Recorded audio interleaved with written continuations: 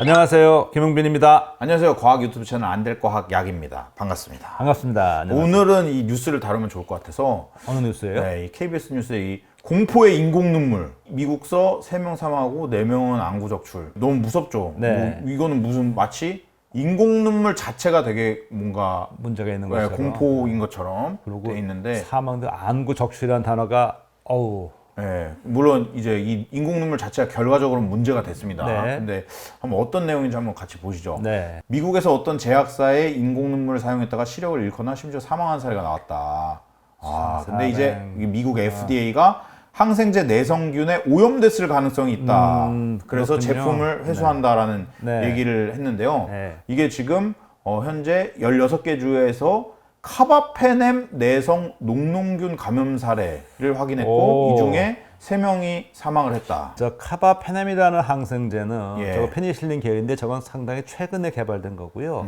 저거가 사실 개발된 이유가 앞선 항생제들에 자꾸 내성이 생겨서 예. 저 개발된 거고, 사실 저게 실제로 녹농균에 잘 듣던 항생제였었거든요. 예. 근데 저기에 내성이라고 그러니까 일단 좀 심각해 보입니다. 그러니까요. 고면에서 일단. 그러니까 녹농균이 뭔가요? 녹농균이라는 건 사실 일단 초록색이잖아요. 예. 저 고름이라는 뜻이잖아요. 그러니까 고름이 초록색이라서 녹농균이라 부르시는데 저 원래 세균의 이름, 학명은 슈도모나스 에어루지노사라고 불러요. 예. 근데 그게 왜 녹농균이 됐느냐? 걔가 초록색 색소를 만들어요. 그래서 우리말로 녹농균이라고 부르죠. 예. 그리고 쟤는 사실 자연에 굉장히 많이 있어요. 쟤네가 먹성이 좋아. 그러니까 못 먹는 게 거의 없어. 여기저기 다 자라요. 자, 여기 보면 나와 있어요. 녹농균은 토양, 물, 생활 공간 어디에나 존재하는데 맞네요. 예. 강한 병원성 균이다라고 돼 있습니다. 이 어디에나 존재하는 거는 맞는 것 같고 말씀하신 거예요. 예. 그러면. 근데 어디에나 존재하는데 강한 병원성 균일 수 있나? 요건 제가 조금 강한이라는 표현을 의미가 여러 가지 있을 것 같아요. 강하다는 게 독성이 강한 거냐 오해할 수 있을 것 같은데 녹농균은 병원성이 강하다기보다는요. 일단 생명력이 강해요. 잘 살아요, 모든 곳에. 그게 문제가 하나 되고요. 예. 일단 병원성에서 이렇게 말씀을 드릴게요. 자연계에 수많은 미생물이 존재하는데 실제로 병을 일으키는 미생물은 극히 일부예요. 그런데 모든 미생물은 잠재적으로 감염병을 일으킬 수 있어요. 말이 모순되지 않나요? 예, 그러게요. 그렇죠. 자, 장티푸스균, 결핵균, 콜레라균, 병원균이잖아요. 예. 그런 병원균은 극히 일부예요.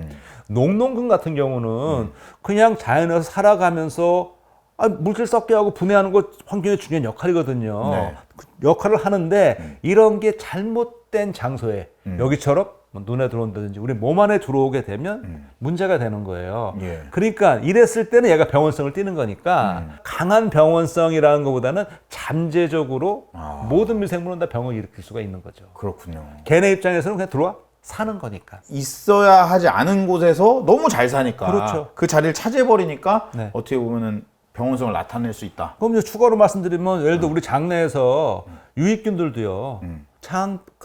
상처가 나서 장 조직으로 들어가면 자라거든요. 예. 감염이에요. 염증 생기고 그럼 감염증 되는 거죠. 그래서 여기 보면은 감염된 부위에 따라 간단한 피부 질환부터 생명을 위협하는 폐혈증까지 다양한 질병을 일으킬 수 있습니다. 저게 만약 잘못돼서 네. 혈관까지 들어가서 제압되지 않고 많이 늘어나서 온몸으로 퍼지면 폐혈증이 되잖아요. 그렇죠. 이런 거 우리 이렇게 불러요. 기회 감염이라고. 음. 그러니까 원래 이렇게 병원균이라기보다는 그냥 생명력이 강한 세균이에요. 예. 그런데 그게 잘못된 상태에 들어왔어. 예를 들어 인체에. 그 사람이 면역 기능이 많이 떨어졌어. 몸이 약해졌어. 그러면 들어온 세균을 제압을 못하고 얘가 문제를 일으키거든요. 예. 그러면 감염이 되잖아요. 그렇죠. 그걸 우리가 기회 감염이라고 그래요. 주로 병원에서 이제 면역 기능이 좀 떨어지신 분들이 기회 감염 많이 되잖아요. 그러니까 병원 내 감염이 심각한 이유가 기회 감염이 잘 되는 이유가 워낙에 병원에 오래 계시는 분들은 면역 기능이 떨어진 떨어져 상태니까 또 병원이라는 곳이 당연히 이제 균이 많을 수밖에 없는 곳이고. 여기에 이제 말로는 어디에나 존재하는 균이라고 했는데 이 인공 눈물 제조하는 거기에는 존재하면 안 됐거든요. 안 되는 거죠.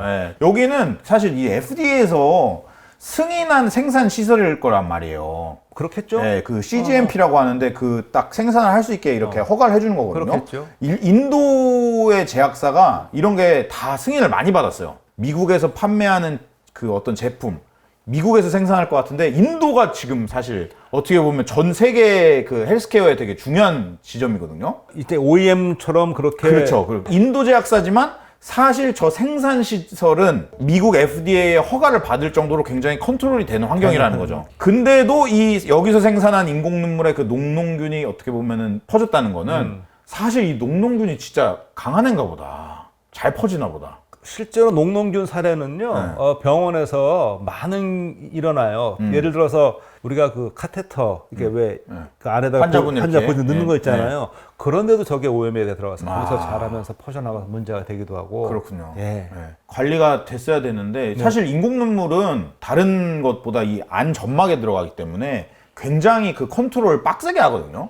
그렇게 그래야겠죠. 뭐 주사제 수준은 아니지만 또 먹는 것보단 더 컨트롤이 빡세요. 이제 인공눈물 제품 같은 경우는 보면은 방부제가 들어있는 경우가 있고, 방부제라 하면 당연히 이런 세균 감염을 막기 위함이죠. 거죠. 근데 워낙 또 그 방부제가 들어있다 하면은 많은 분들이 꺼려 하시는 경우가 많아요. 아무래도 안 좋아하겠죠. 네, 그래서 방부제를 안 쓰고 대신에 그 제조나 유통 환경을 되게 좀 이렇게 빡세게 컨트롤하는, 엄격하게. 네, 그리고 이거 할 때 일회용만 쓰고 바로 버리게 바로 하는, 버리게. 뭔가 이런 걸 해서 방부제가 없는 제품들도 나오고 있거든요. 물론 그러니까 어떤 방부제라는 화학 성분이 아닌 다른 걸로써 이제 최대한 감염을 예방하게끔 하는 건데 결과적으로는 이렇게 감염이 돼버렸다는 거죠. 그래서 사실 방부제를 너무 나쁘게만 볼 것도 아니에요.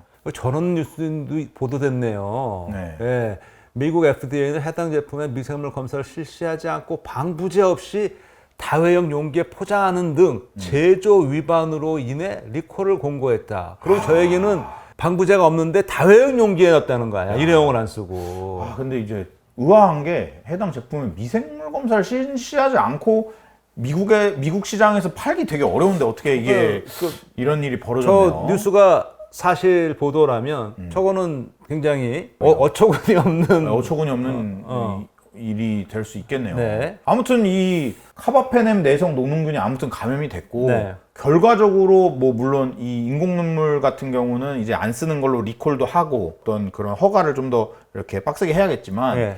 카바페넴 녹농균 아까 말씀 주신 대로 카바페넴이 굉장히 어떻게 보면 우리 최후의 어떤 항생제 느낌이잖아요. 거의 우리 최후의 보루니까 거의 지금 우리가 이거가 무너지면 그러니까요. 좀 그 다음에 힘들어지는 그런 거거든요. 그러니까요. 저 미국 CBS 방송 저 보도를 보게 되면 네. 카바페넴 내성 녹농균 균주가 미국에서 이번에 처음이라는 걸 발견된 게.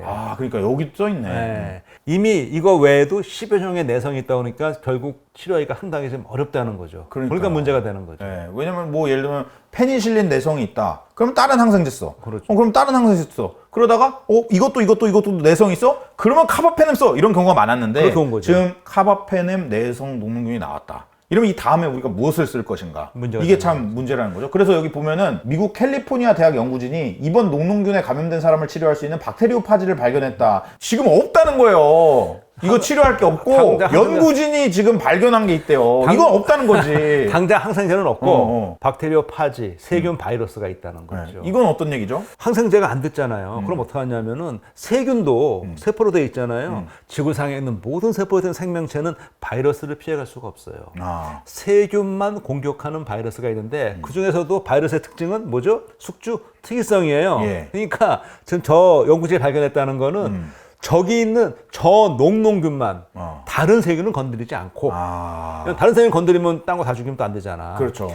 저 녹농균만 특정해서 파괴할 수 있는 그런 박테리오파지, 세균 바이러스를 찾았다는 거죠. 갖고 있다는 거죠. 그럼 그거를 주면 저걸 파괴할 수 있다는 거지. 지금 당장 여기는 뭐 될지 모르겠습니다만 앞으로 향후에는 지금 우리가 항생제 내성 세균과 병원균과 이 싸우는 입장에서는 지금 저 박테리오파지 우리에게는 상당한 지원군입니다. 그렇군요. 앞으로 큰 힘을 주는 겁니다. 박테리오파지의 그 어떤 세균 킬러 치료제를 좀 기대해 봄직하다. 그렇죠. 예, 세균을 죽이는 바이러스잖아요. 그러니까 바이러스로 우리가 세균을 잡는 거니까 그러니까요. 일종의 EJ 같은 그런 전략이 되는 거죠. 박테리오파지 얘기는 지금 여기에서는 좀 먼 얘기잖아요. 지금 당장 저기 있다는 건 아니고 그러니까. 그런 파지를 발견했으니 그러니까, 예. 그거를 이제 치료제로 쓰려면 시간이 좀 걸리죠. 오래 걸리겠죠, 사실.